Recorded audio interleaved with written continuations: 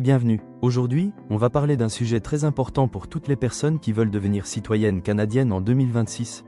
Combien ça coûte vraiment de demander la citoyenneté canadienne?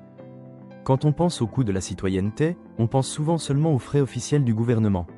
Mais en réalité, il peut y avoir d'autres coûts. Préparation au test, documents, photos, traduction, déplacement, temps perdu si le dossier est incomplet, et parfois même des frais supplémentaires si on fait des erreurs. Dans cette vidéo, je vais vous expliquer, premièrement, les frais officiels pour une demande de citoyenneté en 2026. Deuxièmement, la différence entre les frais pour un adulte et pour un enfant mineur. Troisièmement, les coûts indirects que beaucoup de candidats oublient. Quatrièmement, les erreurs fréquentes qui peuvent vous faire perdre du temps ou de l'argent. Et enfin, je vais vous donner quelques conseils simples pour mieux vous préparer et éviter les mauvaises surprises. Avant de commencer, petite précision importante, cette vidéo est une information générale. Pour votre dossier personnel, vérifiez toujours les informations directement sur le site officiel du gouvernement du Canada, parce que les frais et les règles peuvent changer. Commençons avec la question principale, combien coûte une demande de citoyenneté canadienne pour un adulte en 2026? En 2026, pour un adulte de 18 ans ou plus, les frais officiels de demande de citoyenneté sont de 653 $ canadiens. Ce montant comprend deux parties, les frais de traitement, qui sont de 530 $, et le droit de citoyenneté, qui est de 123 $.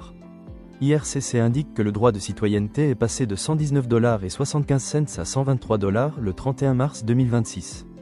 Donc, quand vous voyez le montant total de 653 $, il faut comprendre que ce n'est pas un seul frais unique. C'est la combinaison de deux éléments. Les 530 $ correspondent au traitement de votre demande. Autrement dit, c'est le coût administratif pour qu'IRCC analyse votre dossier. Les 123 $ correspondent au droit de citoyenneté. C'est le montant associé à l'obtention du statut de citoyen canadien, une fois la demande acceptée. C'est important de bien comprendre cette différence, parce que dans certains cas, une partie des frais peut être remboursable, alors que l'autre ne l'est pas forcément de la même manière. Pour les remboursements, il faut toujours vérifier la page officielle d'IRCC selon votre situation. Prenons un exemple simple. Vous êtes résident permanent, vous avez 18 ans ou plus, vous avez accumulé le nombre de jours requis au Canada, vous avez produit vos impôts si c'était nécessaire, vous avez les compétences linguistiques demandées, et vous êtes prêt à présenter votre demande de citoyenneté. Dans ce cas, pour soumettre votre demande comme adulte, vous devez prévoir 653 $ en frais officiels. Mais attention, ce montant ne comprend pas nécessairement tous les autres coûts possibles autour de la demande. Il ne comprend pas, par exemple, les frais de préparation au test, les frais de traduction de documents, les photos, les impressions, ou le temps passé à préparer votre dossier. Donc, dans votre budget, il ne faut pas seulement écrire « citoyenneté égale 653 $». Il faut plutôt écrire « frais gouvernementaux égale 653 $, puis ajouter les autres coûts possibles selon votre situation. Maintenant, parlons des enfants. Pour un mineur de moins de 18 ans, les frais officiels de citoyenneté sont de 100 $ canadiens. Selon IRCC, ce montant correspond aux frais de traitement pour un mineur. Donc, la différence est très importante. Un adulte paye 653 $. Un mineur paye 100 $. Pourquoi cette différence? Parce que le mineur ne paye pas le droit de citoyenneté comme un adulte dans ce type de demande. Le montant est donc beaucoup plus bas. Prenons un exemple familial. Une famille composée de 2 adultes et 2 enfants mineurs veut demander la citoyenneté canadienne. Le premier adulte paye 653 $. Le deuxième adulte paye 653 $. Le premier enfant paye 100 $. Le deuxième enfant paye 100 $. Le total officiel pour cette famille serait donc 1506 $ canadiens. Et encore une fois, ce montant correspond seulement aux frais officiels de demande. Il ne comprend pas les autres coûts indirects. Comme vous le voyez, pour une famille, le coût peut rapidement dépasser 1000 $. C'est pour ça qu'il est important de prévoir ce montant à l'avance, surtout si plusieurs membres de la famille veulent faire leur demande en même temps. Avant de payer les frais, il faut être sûr que vous êtes admissible.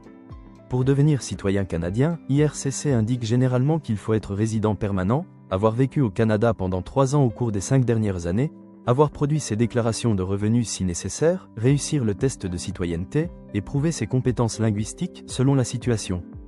C'est très important, parce que certaines personnes veulent payer rapidement et soumettre leur demande, mais elles n'ont pas encore rempli toutes les conditions. Par exemple, si vous n'avez pas encore accumulé assez de jours de présence physique au Canada, il vaut mieux attendre plutôt que soumettre un dossier trop tôt. Pourquoi? Parce qu'une demande envoyée trop tôt peut être refusée ou retournée, et vous risquez de perdre du temps, de l'énergie et parfois de l'argent. Donc avant de penser au paiement, vérifiez d'abord, est-ce que vous êtes résident permanent? Est-ce que vous avez assez de jours de présence physique? Est-ce que vos impôts sont à jour, si vous deviez les produire? Est-ce que vous êtes prêt pour le test? Est-ce que vous avez les preuves linguistiques nécessaires, si elles s'appliquent à votre cas? Maintenant, parlons d'un coût indirect important, la préparation au test de citoyenneté canadienne. Le test porte sur les droits, les responsabilités et les connaissances générales du Canada. Il est basé sur le guide officiel Découvrir le Canada. Techniquement, vous pouvez étudier gratuitement avec le guide officiel, mais beaucoup de candidats choisissent aussi d'utiliser des simulations, des questions pratiques, des résumés, des vidéos ou des plateformes de préparation. Pourquoi? Parce que lire le guide une seule fois ne suffit pas toujours. Le test peut être stressant, surtout si vous n'êtes pas habitué à ce type de questions. Donc, dans le coût réel de la citoyenneté, il faut parfois ajouter un budget pour se préparer correctement. Cela peut inclure des simulations d'examen, des séries de questions pratiques, des fiches de révision, des vidéos explicatives, des tests chronométrés pour s'habituer au format. Sur examencitoyenneté.ca, vous pouvez vous entraîner avec des simulations basées sur le guide Découvrir le Canada. Il y a une section gratuite avec des questions pour commencer, et une section complète pour ceux qui veulent aller plus loin dans leur préparation. L'objectif n'est pas seulement de mémoriser des réponses, mais de comprendre les notions importantes, l'histoire du Canada, les symboles, les droits, les responsabilités, le fonctionnement du gouvernement, les provinces et territoires, et les dates importantes. Un autre point que beaucoup de personnes oublient, les documents. Selon votre situation, vous pourriez avoir besoin de certains documents à jour. Par exemple, des pièces d'identité, des documents de résidence permanente, des preuves de présence au Canada, des documents linguistiques, ou d'autres preuves demandées par IRCC. Dans certains cas, vous pourriez aussi avoir besoin de faire traduire des documents. Si un document n'est pas en français ou en anglais, il peut devoir être traduit selon les exigences officielles. Et là, les frais peuvent varier. Une traduction certifiée peut coûter un certain montant par page ou par document. Si vous avez plusieurs documents, ça peut devenir un coût supplémentaire. Il peut aussi y avoir des frais pour obtenir certains documents auprès d'une institution, d'une école, d'un organisme ou d'un gouvernement étranger. Donc, même si les frais officiels sont de 653 $ pour un adulte, le coût total réel peut être plus élevé si votre dossier demande des documents supplémentaires. Même si beaucoup de démarches sont maintenant numériques, il peut encore y avoir des frais pratiques. Par exemple, des photos, si elles sont demandées dans votre situation. Des impressions, des photocopies, la numérisation de documents, l'accès à un ordinateur ou à Internet, si vous n'en avez pas facilement. Des frais bancaires ou de carte de crédit, selon votre méthode de paiement. Ce ne sont pas toujours de gros montants, mais quand on additionne tout, ça peut représenter un budget supplémentaire. Pour certaines familles, ce n'est pas seulement une demande. C'est 3, 4 ou 5 demandes. Donc les petits frais peuvent se multiplier. Il y a aussi un coût qu'on oublie souvent, le coût du temps. Préparer une demande de citoyenneté demande du temps. Il faut lire les instructions, créer ou utiliser son compte en ligne, remplir les informations correctement, vérifier les dates de voyage, calculer la présence physique, téléverser les documents, payer les frais, étudier pour le test, surveiller ses courriels, répondre rapidement si IRCC demande des informations supplémentaires. Pour certaines personnes, cela peut représenter plusieurs heures de travail. Et si vous faites une erreur dans vos dates de voyage, dans vos documents ou dans vos informations personnelles, vous pouvez perdre encore plus de temps. IRCC rappelle d'ailleurs que lorsqu'on demande la citoyenneté, il faut pouvoir déclarer ses voyages à l'extérieur du Canada pour certaines périodes, et le journal de voyage peut aider à garder ces informations organisées. Donc, mon conseil ici est simple, ne préparez pas votre demande à la dernière minute. Prenez le temps de rassembler vos informations, surtout vos voyages. Maintenant, parlons des erreurs fréquentes. Première erreur, payer les mauvais frais. Si vous payez un mauvais montant ou si vous utilisez la mauvaise catégorie, cela peut retarder votre demande. IRCC indique que les frais doivent être payés en ligne pour la demande de citoyenneté. Deuxième erreur, soumettre la demande trop tôt. Si vous n'avez pas assez de jours de présence physique au Canada, votre dossier peut poser problème. Troisième erreur, ne pas bien vérifier les dates de voyage. Une petite erreur dans les dates peut changer votre calcul de présence physique. Quatrième erreur, négliger la préparation au test. Certaines personnes pensent que le test est très facile et ne se préparent pas assez. Mais le test peut contenir des questions précises sur l'histoire, le gouvernement, les symboles et les droits et responsabilités. Cinquième erreur, ne pas surveiller ses courriels. Après avoir soumis votre demande, IRCC peut vous envoyer des communications importantes. Si vous manquez une invitation au test ou une demande d'information, cela peut créer des retards. Un dossier mal préparé peut coûter plus cher que prévu. pas seulement en argent, mais aussi en stress et en temps. Imaginez que vous avez payé les frais, soumis votre demande, puis vous réalisez que vous avez oublié une information importante ou que vous avez mal calculé vos jours.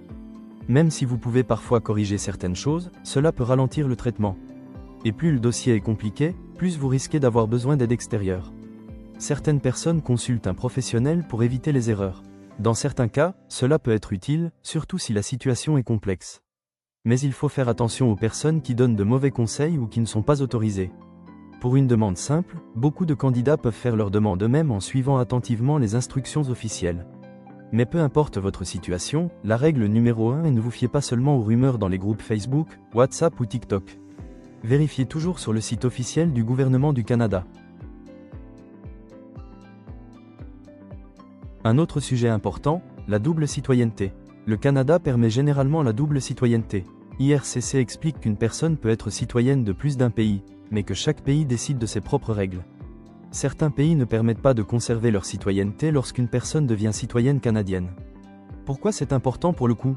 Parce que dans certains cas, votre pays d'origine peut exiger des démarches, des documents, des frais consulaires ou des décisions importantes liées à votre nationalité. Donc, avant de devenir citoyen canadien, il peut être utile de vérifier les règles de votre autre pays de citoyenneté. Pour certaines personnes, il n'y aura aucun problème. Pour d'autres, il peut y avoir des conséquences administratives ou financières. Encore une fois, vérifiez avec les autorités officielles de votre pays d'origine si vous avez un doute. Voici quelques conseils pour éviter de payer plus que nécessaire. Premier conseil, vérifiez votre admissibilité avant de payer. Ne payez pas si vous n'êtes pas sûr d'avoir assez de jours ou si votre dossier n'est pas prêt. Deuxième conseil, préparez vos voyages à l'avance. Notez toutes vos sorties du Canada. Les dates exactes sont importantes. Troisième conseil, utilisez les ressources gratuites en premier. Le guide officiel Découvrir le Canada est la base du test. Lisez-le attentivement. Quatrième conseil, faites des simulations avant le test. Cela vous aide à repérer vos faiblesses et à vous habituer aux questions. Cinquième conseil, ne payez pas quelqu'un inutilement si votre dossier est simple. Si votre situation est normale et que vous comprenez bien les instructions, vous pouvez souvent faire votre demande vous-même. Sixième conseil, gardez vos reçus. Après le paiement, conservez toujours votre preuve de paiement. C'est important pour vos dossiers. Maintenant, on peut se demander, est-ce que ça vaut la peine ? Pour beaucoup de résidents permanents, la citoyenneté canadienne est une étape très importante. Elle permet de participer pleinement à la vie civique du Canada, notamment avec le droit de vote. Elle donne aussi un sentiment de stabilité et d'appartenance. Mais ce n'est pas seulement une question de passeport ou de frais. C'est aussi une responsabilité. Quand vous devenez citoyen canadien, vous devez comprendre les droits, les responsabilités, les valeurs démocratiques, l'histoire du pays, les institutions et le rôle des citoyens. C'est pour ça que le test de citoyenneté existe. Il ne faut donc pas voir la préparation au test comme une simple formalité. C'est une étape pour mieux comprendre le pays dans lequel vous vivez. Si vous préparez votre test de citoyenneté canadienne, vous pouvez commencer dès maintenant à vous entraîner. Sur examencitoyenneté.ca, vous trouverez des questions de pratique basées sur le guide Découvrir le Canada. Il y a une section gratuite pour commencer et une section complète avec plus de questions pour vous entraîner sérieusement avant le test. L'objectif est de vous aider à pratiquer régulièrement, à mieux comprendre les notions importantes et à arriver au test avec plus de confiance. Merci d'avoir regardé cette vidéo jusqu'à la fin. Bonne préparation et à très bientôt.